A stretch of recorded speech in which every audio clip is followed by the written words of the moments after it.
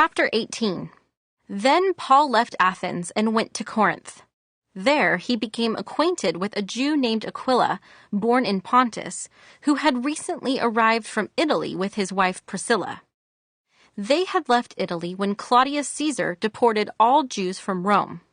Paul lived and worked with them, for they were tent makers just as he was. Each Sabbath found Paul at the synagogue, trying to convince the Jews and Greeks alike. And after Silas and Timothy came down from Macedonia, Paul spent all his time preaching the word. He testified to the Jews that Jesus was the Messiah. But when they opposed and insulted him, Paul shook the dust from his clothes and said, "Your blood is upon your own heads. I am innocent. From now on, I will go preach to the Gentiles." Then he left and went to the home of Titius Justus, a Gentile who worshipped God and lived next door to the synagogue.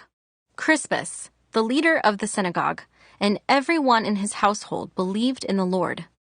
Many others in Corinth also heard Paul, became believers, and were baptized. One night the Lord spoke to Paul in a vision and told him, "Don't be afraid, speak out, don't be silent. For I am with you, and no one will attack and harm you, for many people in this city belong to me." So Paul stayed there for the next year and a half, teaching the word of God. But when Gallio became governor of Achaia, some Jews rose up together against Paul and brought him before the governor for judgment. They accused Paul of persuading people to worship God in ways that are contrary to our law.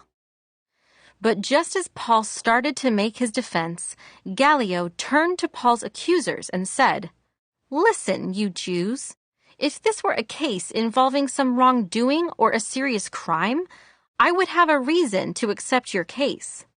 But since it is merely a question of words and names and your Jewish law, take care of it yourselves. I refuse to judge such matters." And he threw them out of the courtroom. The crowd then grabbed Sosthenes, the leader of the synagogue, and beat him right there in the courtroom. But Gallio paid no attention. Paul stayed in Corinth for some time after that, then said goodbye to the brothers and sisters and went to nearby Cenchrea. There he shaved his head according to Jewish custom, marking the end of a vow. Then he set sail for Syria, taking Priscilla and Aquila with him. They stopped first at the port of Ephesus, where Paul left the others behind. While he was there, he went to the synagogue to reason with the Jews. They asked him to stay longer, but he declined. As he left, however, he said, "I will come back later, God willing." Then he set sail from Ephesus.